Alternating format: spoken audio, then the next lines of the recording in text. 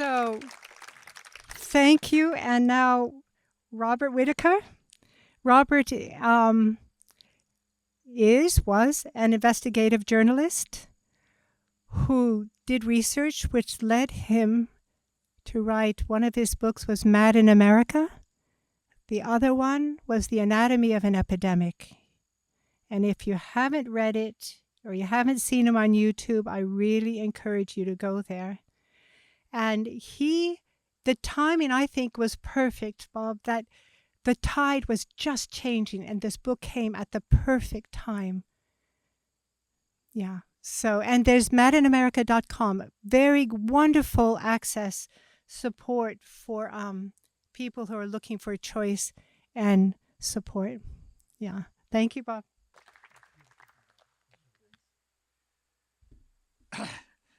Well, first I say, this is such a pleasure being here.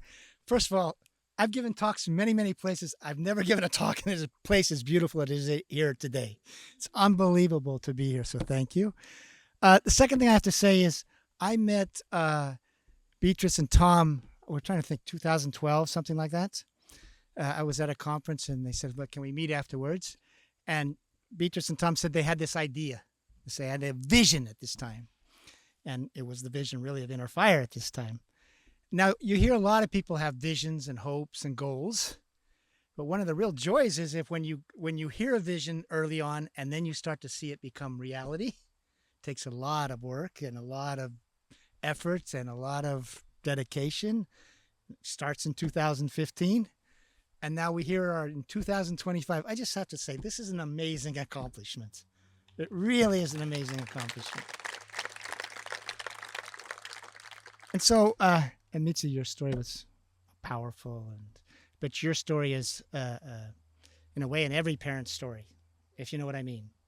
Because a child gets into the system, parent is ignored, and so often the child's life goes down a course that is a very different course than what you imagine and that person imagines. So, powerful course, powerful story. What I'd like to do is this. Is do a little bit of a history to explain why Inner Fire today is in such an important part in a larger conversation. Okay? Might be a little boring, but that's what we're going to do. So the conventional narrative that actually drives the care that your son got goes like this. Antipsychotics arrive in asylum medicine in 1955. This represents a great advance in care. We call these drugs antipsychotics, and you hear the antipsychotic. It's like an antidote to psychosis, which is a term that, of course, comes from antibiotics. And you can read in histories of psychiatry often, this was as great an advance forward in medicine as the introduction of penicillin in infectious medicine. So that's the beginning of this story of progress. And then we hear that thanks to these drugs, they were able to empty the institutions, deinstitutionalization. And then we heard that in the 1990s, we got a second generation of psychiatric drugs, so much better than the first generation. And this was going to really enable people diagnosed with schizophrenia and other psychotic disorders return to the community or live successfully in the community, almost live normal lives. And as part of this narrative, the narrative was, we are fixing chemical imbalances in the brain. And that is a soundbite that tells of a great medical advance. Because think about this.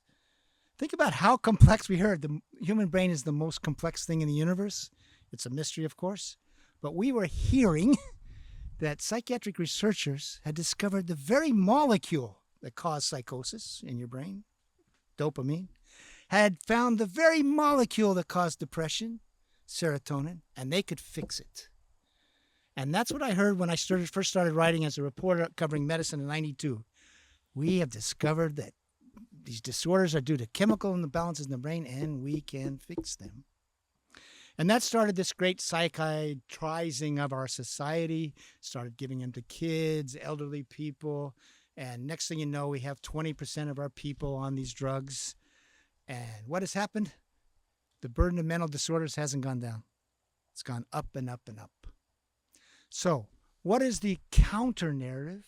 What is the counter history that can be found in the research literature and the history books? And it goes like this.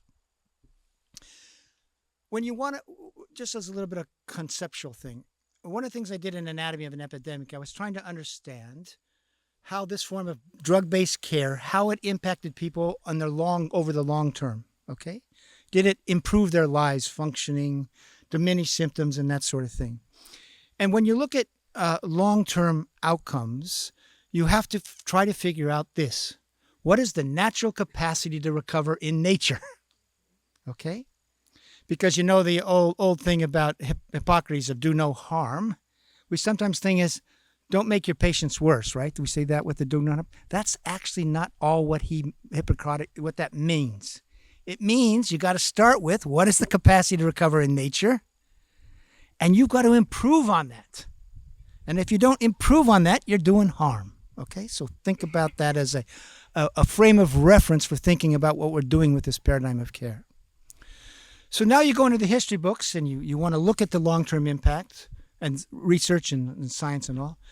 The first thing you have to try to do is what was the recovery rates for people diagnosed, say, with schizophrenia from 1945 to 1955? Now, the reason you don't want to go before 1945 is because there were eugenic conceptions around the mentally, quote, the mentally ill. And so there was a deliberate desire to keep people in asylums, not let them out so they wouldn't propagate because they were seen as having bad genes. But then we get the end of World War II, we'd have the horrors of the Holocaust and the eugenics there. And so now there is a reform movement starting in 45 to see if people, especially newly diagnosed people with schizophrenia, can they get out? We don't need to hold them on forever. So what is the recovery rate and the stay well rate from 1945 to 1955 for people diagnosed with schizophrenia and who are admitted as first episodes into mental hospitals in the United States? Any idea? 50%? It's even higher. Okay? It was about 75% would be discharged within a couple years. And if you looked 5 years out, at least 2/3 were living. And this was before we had a disability system. Okay? And you can even read that, we're a little disappointed with some of the outcomes for, say, the schizophrenia women because not everyone's marrying. But the majority are marrying. Seriously, this was it. It was a totally different conception of what was going on. But that's where we have to start, okay? Now, there was the first study, the drugs come in, Thorazine comes in 1955. There was one group that did a study to see in hospitals that immediately started using this, did it increase the discharge rates for people with first episode schizophrenia? And it was California. They did a 2-year study of all first episode people diagnosed with schizophrenia. And what did they find? The unmedicated group had shorter stays and higher discharge rates. We never hear about that. That's the one study that really looks at this, okay? Now let's go forward. So now we go, nevertheless, and by the way, you know why deinstitutionalization happened? Is because things were passed in the 1960s, Medicare and Medicaid, where the federal government would pick up half the cost of people out in the community. And so states said, we got to start discharging these people from these state hospitals. It was an economic thing. But anyway, in the 1960s, the first study we get, you start hearing this in the clinical perceptions. Boy, maybe my patients are getting better faster, but it seems that more and more they're coming back to the hospital more rapidly. And that's where we got the revolving door syndrome from, because all of a sudden people are coming back all the time, much more. So the first study that sought to compare the change in outcomes was done in Boston. They looked at 5-year outcomes for people treated in 1947. This was a time that psychoanalysis was coming in, psychosocial care, and that sort of thing. Compared to a similar cohort of people treated in first episode, both kinds, in 1957 with similar psychosocial care, but the use of antipsychotics. And they looked at how they were doing 5 years later. And what did they find? The group in 1947 had higher stay well rates, lower relapse rates, and most important, they were socially functioning much, much better, much more likely to be employed and, in relationships, okay? So this is the first sign that maybe something isn't right with this new model of care, especially when we look at functional outcomes and not just diminishment of symptoms. So now in the 1970s, the NIMH, because there's worries like tardive dyskinesia is coming up and this sort of thing, there's worries that are we really improving outcomes? what would we see with sort of alternative forms of care that tried to either minimize use of antipsychotics and not start them on right away? There were 3 such studies. One was the first Soteria study. Another was a study done in-house by the NIMH. And the third one was another. They were all funded by the NIMH. A third study was done in California. What were the outcomes for all 3 studies? Were that recovery rates were higher in the 3 studies where they either didn't immediately medicate or where they didn't immediately medicate. So they had experimental groups. They had a group that was given conventional care, a group that wasn't immediately medicated, and I don't have the time to go into the design, but in each time it was the alternative forms where they didn't immediately medicate, and like in the Soteria, if they didn't get better, they would place them on medication after time. They had higher recovery rates. 3 studies. And at the end of this, the very famous schizophrenia doctor, by the way, one of the people who ran that was Loren Mosher. You've probably heard of him.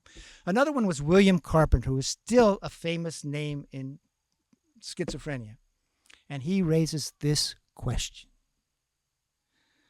We know that once people are on these medications, they are at greater risk of relapse if they come off rather than they stay on. But that wasn't seen as a risk due to withdrawal, but a risk related to maybe that the disease is returning. However, then he says, but maybe, in fact, what we're doing with these drugs is we're increasing the biological vulnerability to psychosis with the drugs. And that's why we're getting more relapse rates than we used to get, and why we're also seeing more severe relapses. And then, and this is 1980s, they put together a biological reason for what was happening. Now, what they said is, and you can see this isn't taught, right? But this is mainstream NIMH-funded literature. This is I'm not picking out stuff. I'm picking in the very studies, the National Institute of Mental Health, the leading research funder in the world, as they're trying to understand the long-term impact of antipsychotics. And the thought was this. You go on an antipsychotic. How does it work? It blocks dopamine receptors in the brain. In other words, it's thwarting normal dopamine transmission. Now, you've heard that, oh, by the way, this is where the chemical imbalance story came from. They realized that the drugs block dopamine, so they hypothesized maybe people with schizophrenia have too much dopamine. They do some research, and what they find is that before you went on the drug, you didn't really have an abnormality, but after you go on the drug, you have an increase in your dopamine receptors. Now, why do you have an increase? Because the brain is an incredibly neuroplastic organ. You have a drug that blocks normal dopamine transmission. Your brain says, uh-oh, I got to maintain this transmission. I got to maintain what's called a homeostatic equilibrium, and I'm going to do it in 2 ways. My presynaptic neurons are going to put out a little bit more dopamine than normal, and my receiving neurons, the postsynaptic neurons, are going to increase the density of their receptors. Now, a small little note. They first noticed that people with schizophrenia had too many dopamine receptors in the 70s. They found a way to do this. And they said, we found the cause of schizophrenia. They have too many dopamine receptors. New York Times says cause of schizophrenia has been found. But if you actually read the paper, it said, but we don't know if this is due to the disorder or due to the drug. And what they found, it was due to the drug. And now in the early 80s, they say, uh-oh, this explains those results we got. And why we're seeing a lot of relapses when once people are on and then they come off, it's because the drug has induced this dopamine supersensitive state. And the way to look at it is this. The drug acts as a brake, right? So your brain puts down the accelerator on dopamine. Now take away the drug, and what do you got? You've got this imbalance in essence. And so this was done at McGill University, and they said this dopamine supersensitivity has 2 effects. It increases the risk of relapse when you come off, but it also increases the possibility you're going to become chronically psychotic. It's going to induce something called, where they're already finding out about tardive dyskinesia, but tardive psychosis. Now think about this. We're 1980s. Think about this moment of truth. We're treating people diagnosed with schizophrenia with a drug that it seems it's lowering recovery rates, lowering functional outcomes, and making them more biologically vulnerable to psychosis. And there was people saying, neuroleptics, that's what they were called, are a trap. That maybe they work over the short term, but now you're trapped because you have trouble coming off. You're going to be at higher risk of relapse. But if you stay on, you're also likely to be more functionally impaired, lower recovery rates, and even develop a tardive psychosis. Okay? Now that's in the 1980s. And there are stories of the researchers, Jones and Guy Chenard, giving talks to psychiatrists, and psychiatrists getting so riled up, so upset, and you can see why it would be upsetting. People standing up in the audience going, "Are you telling me the very drug I use to treat schizophrenia is worsening their psychotic symptoms?" And it became almost too much cognitive dissonance to even accept. Okay? So anyway, but now let's go forward. Because that arises in the 1980s. We get a second generation. And now we can look at research and saying, we got two narratives, right? We got a narrative of progress. We got a narrative of maybe something's going wrong. Now, that's in early 1980s. It's 2025, 45 years. What is research telling us in the past 45 years?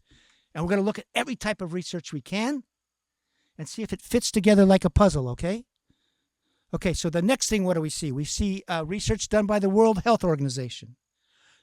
Twice they did studies, one 2 years in length and one 5 years in length, that compared outcomes for people diagnosed with schizophrenia in 3 developing countries, India, Nigeria, and Colombia, with outcomes in the U.S. and 6 other developed countries. And each time they found that outcomes were much, much better in the developing countries. So much so that the World Health Organization concluded, and listen to this. This, by the way, was one of the findings that really set out me to write Mad in America. They concluded that living in a developed country is a strong predictor you won't do well if you're diagnosed with schizophrenia. And I said to myself, why would living in a developed country where you're fixing, this is before I knew this research, but I came upon this. Why would living in a developed country with all our medical advances, where you have drugs that fix chemical imbalances, why would that lead to bad outcomes? And then I asked people, and they said, that's because people in India and Nigeria, they're nicer than people in the U.S. and the other developed countries. And I thought, that's not a very convincing explanation. So then I looked at the study, and no one told me this. After the first such study, which was I think that was the 5-year study, they hypothesized, and now the World Health Organization researchers are from the West, but they applied Western diagnostic standards, so it would be the same across all. They hypothesized maybe the reason for the better outcomes in the poor countries is they were medication compliant. They took their antipsychotics. No, that's a valid hypothesis. If the drugs are supposed to be so beneficial, it should lead, higher compliance should lead to better outcomes. But what did they find? In the places with the best outcomes, they used the drugs acutely, not chronically. The best outcomes were in India and Nigeria, and only 10% of the patients were maintained long-term on the drugs, okay? That's another data point. Then we got a research done here in Vermont by Courtney Harding. Y'all heard of Courtney Harding by any chance? Just a couple of you. The best study, that long-term study of patients discharged from hospitals anywhere in the United States, was done here in Vermont by Courtney Harding. She was a nurse. And what she did is a study looking at people who had been discharged from Vermont State Hospital during the time of deinstitutionalization, and she followed them up 30 years later. And the group she followed up were the group from the back wards, the worst of the worst. You know what I mean by the worst of the worst? The most severe, no hope for these people, supposedly smearing feces, that sort of thing. What did she find 30 years later? Does anybody know the results? See, this is part of the problem. We don't know these results. It's the best long-term study. She found that over half of those people were completely recovered and off their medication.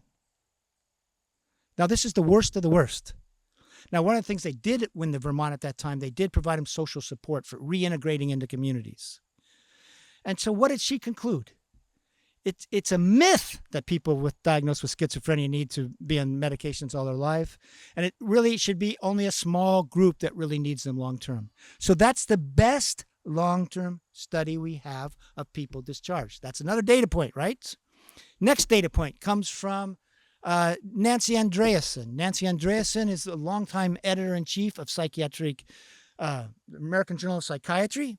In the 1990s, she says, I got to stop for a second. Some of this stuff is really disturbing. I almost sometimes don't want to talk about it. But I think at the same time, it's good to know. But there are disturbing elements, I think, of this talk, especially for people who've been in the system or whatever. So, but I think we need to know.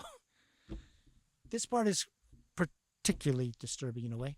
So she had a theory that schizophrenia was a brain disorder characterized by brain volume loss over time.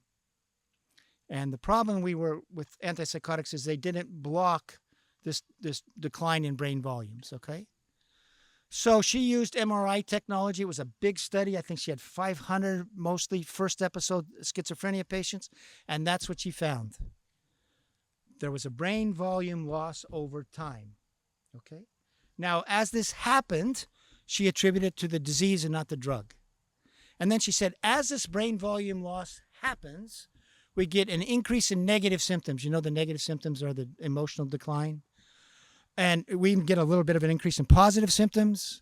We get an increase in cognitive function and functional outcomes. So she was saying, this is our problem. It's actually it's not necessarily a chemical imbalance problem. It's a disease process. Brain shrinks and we get this declining outcomes. However, there was somebody who did a research with macaque monkeys and gave them antipsychotics, and their brain volumes declined as well. So was it the drug or the disease? Subsequently, Nancy Andreasen went back. She said, yeah, it's the drugs. And it's also the newer drugs too, atypicals. So you see in that research a second sort of iatrogenic explanation, right, for poor long-term outcomes. Because you give them a drug that causes a visible change in the brain volumes. That visible change in brain volumes is associated with worse outcomes. That's a pretty clear picture of an iatrogenic process. Medicine induced. It's caused by the treatment. So we get that, and you can see what's happening here. Then we get a study, the best long-term outcome study done in modern times. It's a naturalistic study. It was done by Martin Harrow and Thomas Job in Illinois. Here's what's the design of the study. They get 200 younger people. Half are about first episode, the other half is second episode. They come into a hospital. One, they come into either a private hospital or a public hospital because they want to get a diverse group. Everybody is treated conventionally in the hospital with antipsychotics, and then they're discharged.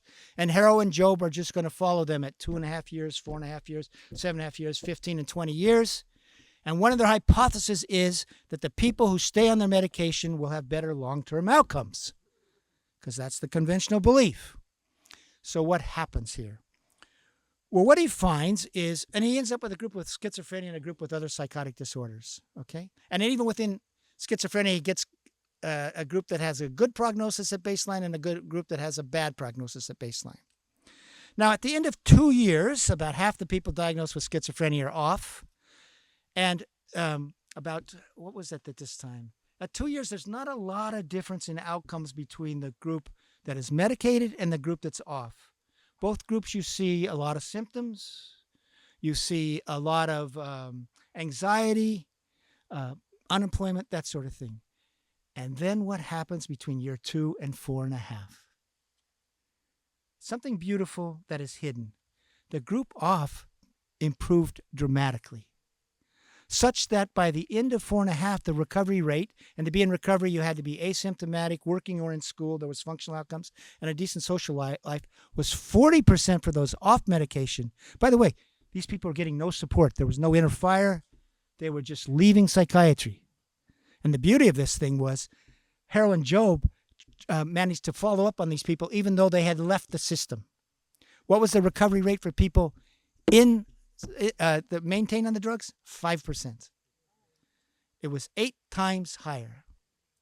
So they follow them up, and you can follow this, and at the 15 years, it was still 8 times higher, but it was more than that. The good prognosis people who got off did better than the good prognosis people with schizophrenia who stayed on. The bad prognosis people who got off did better than the bad prognosis who got off did better than the bad prognosis they stayed on. And then for those with milder psychotic disorders, those who got off who did better than those who stayed on. And now here's the real final thing. Those diagnosed with schizophrenia who got off did better long-term than those with milder psychotic disorders who were medication compliant for the 15 years. And by the way, you know what how many percentage of the people who got off were working or employed? Any guess? Like 80%. So what we're seeing there is possibilities that are removed from our system of care. Now, finally, and then I think I've gone off with my time, basically. I want to show why inner fire is so important. To sort of complete this story, and you see how all the data points are coming together over time? It's really important to see them over time. But now we have a proof of principle that came from northern Finland.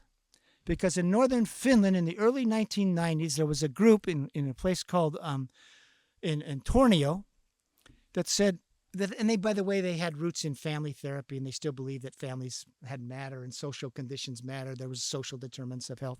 They adopted something called open dialogue therapy. And with their form of therapy that they adopted, it went like this. When people first came to them with psychotic symptoms and seen as in need of help, they did not use antipsychotics. Now, why not? Because from their point of view, it was important that people could bring emotions to their meetings because you needed this emotional investment to basically start moving forward on a different path. By the way, going back to 1979 with William Carpenter, after in his study, the people who got off who did better, he asked the patients, what was it like to go through psychosis without medication? And you know what they said? Oh, it was hard. It hurt. But they told them they were thankful that they had their emotions during this time to bring it to the process of healing. So now you go forward to the open dialogue group, and here was their medication use. No medication initially because they thought they needed to have this to be emotionally engaged. If people weren't sleeping, they would try to give them something to help them sleep, like a benzodiazepine. Now, if people weren't getting better, they would say, like, okay, maybe an antipsychotic will be good. You can stabilize on it. And then once they used an antipsychotic with the group, they would see who could come off 6 months later. So it was for whom and for how long. Now, what are their 5-year results? One, at the end of 5 years, 80% of their first episode psychotic patients were working or back in school and asymptomatic, in recovery. What was their medication use? At the end of 5 years, 2/3 had never been exposed to antipsychotics. 13% had used them temporarily. Only 20% needed to be on long-term. Now, if you had someone from here, they said this is a best use model. This isn't an anti-med model.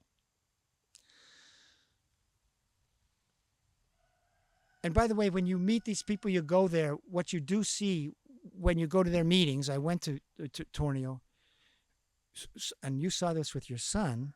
Once they're medicated, they're pretty reserved, right? They're not really with you.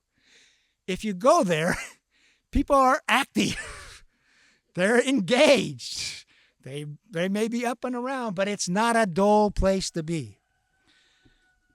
And now let's go forward. So this comes out in 2000. They start publishing that. Oh, by the way, Martin Harrell, you know what he concluded to the American Psychiatric Association in 2007? I conclude that schizophrenia patients off medication long-term have significantly better global outcomes. The best funded long-term NIMH study. How many of you read that in your newspaper? Is it on the NIMH website? Is it in textbooks? That's the problem. Things that belie the conventional narrative don't get promoted to the public. Anyway, as Beatrice said, there was increasing dissatisfaction with this medical model, even creeping up. By the way, recovery rates in the modern era for people diagnosed with schizophrenia are now worse than they were in the first third of the 20th century. They've hit an all-time low of 6% in the Western world. That's worse than ever. Anyway, why is it so important that what Interfire is doing? This, in a way, is the only place I know in the United States where they will take people in for long term and help them get off their meds.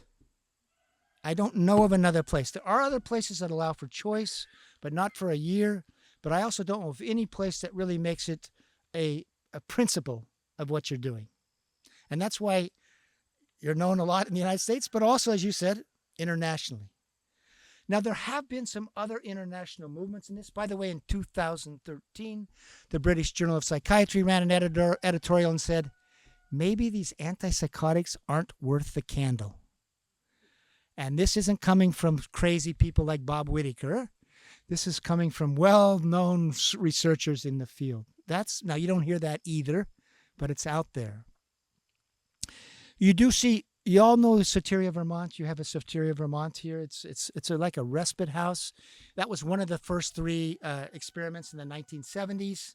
And the idea with being with others could be therapeutic, and with time, people would heal. By the way, the first Soteria house was run by Voice Hendricks. You know who Voice Hendricks was? Cousin of Jimi Hendrix. And one of the things, and this is going to go to Beatrice, and also, boy, I'm going way long. Not too long, at least 5 minutes over. Thing about when you talk about running houses like this, you need very special people. People who can tolerate uncertainties, people who can tolerate people being in extreme states. And if you ever met Voice Hendricks, he's one of the greatest guys you've ever met. He's a big man, great musician, by the way, but very gentle. So you can see how his presence would be a calming presence. And the thing I like to say about Voice Hendricks, you meet Voice Hendricks, and about 5 minutes later, you say to yourself, I'm a pretty cool guy. He likes me. That's how much he sort of emanates this goodwill. And I think it's why it was so successful there, the Soteria House. So we have a Soteria House in Vermont. I don't know how long people are able to stay as part of the thing. There's Soteria House in Vermont. It varies. But you have one place here, right? One place in Burlington. But that's modeled somewhat around that first experiment that was done by Lauren Mosher, okay? Now, in Israel, actually, there are a number of Soteria houses that have been established, and they're showing that you can operate this way. I visited the houses. I visited one for men in Jerusalem. That was around 2016, and one for women. I will tell you what the houses are like. They are fun places to be, because people often they're not medicated, and you'll go in. People are juggling, they're doing things, they're cooking. And my favorite story is when I went into the Jerusalem house, one guy comes up to me and he goes, "Hi." I said, "Hi, I'm Bob." He goes, "Hi, I'm Jesus." I said, "Nice to meet you, Jesus." He says, "I'm also God." Well, I always wanted to meet God. And then he said, "Do you want to join our WhatsApp group?" And I said, "Yeah, I'd love to, but I don't speak Hebrew." And he goes, "Oh, don't worry, God translates." Anyway, finally, just to finish, there became a medication-free movement in Norway that was driven by peer groups that insisted.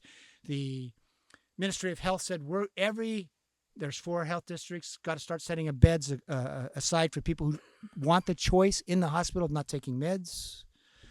So that is developed. It's still sort of going, but the Norwegian psychiatrists hated it, and they've been trying to shut it down. And then there did open a hospital with, I forget how many people were there, outside of Oslo. They billed themselves as the first medication-free hospital. They had a lot of similarities to what you were doing.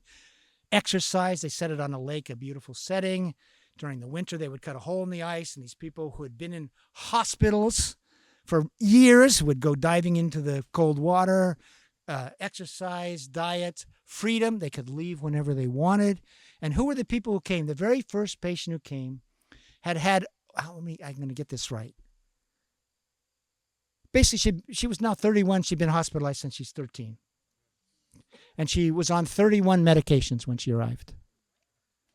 Now, the first thing, she was the very first patient. And because what happened here, they had to get people who were seen as failures of the traditional system to be recommended come here.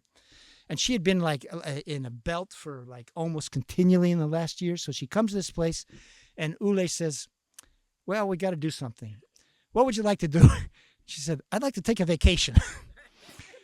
So he got his nurse, And they went, and with her, and they went to Mallorca.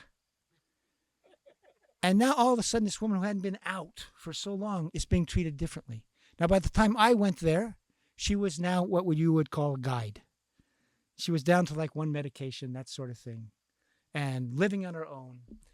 So they had something go. You've had 60 people go through your program. They had something like 600 people go through the program. I visited a couple times. It was a lot of fun. Everybody ate together.